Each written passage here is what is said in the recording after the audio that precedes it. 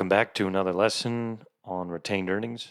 We left off from the last lesson addressing these differences here between the prior year trial balance received last year versus the prior year trial balance received this year. What could be causing some of these differences? You look and compare the two balances. Last year, you told me the balance was 21,000, and this year, you're telling me last year's balance was 16,000. There was some adjustment made after the fact that reduced accounts receivable by 5,000. You may have written off AR, which you credited accounts receivable and debited sales to undo a billing, perhaps, causing this decrease.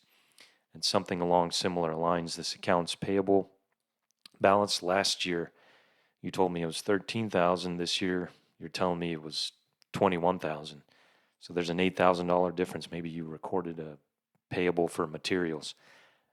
And similar with the payroll liabilities, you went back and you accrued additional payroll. So from my perspective, I'm looking at these differences, trying to understand what caused them, why you wrote off the receivable, why you recorded that additional payable, and if it's significant enough, perhaps we'll have to reissue the prior year numbers to address these differences. If it's not significant, then just further conversations of why these came about, to then record a journal entry to restore, if you will, retained earnings to the expected balance, which ultimately leads to a credit in retained earnings and a debit to the related balance sheet accounts to address the adjustment made in the prior year. So I highly recommend you do the roll forward yourself as the client to prevent the CPA from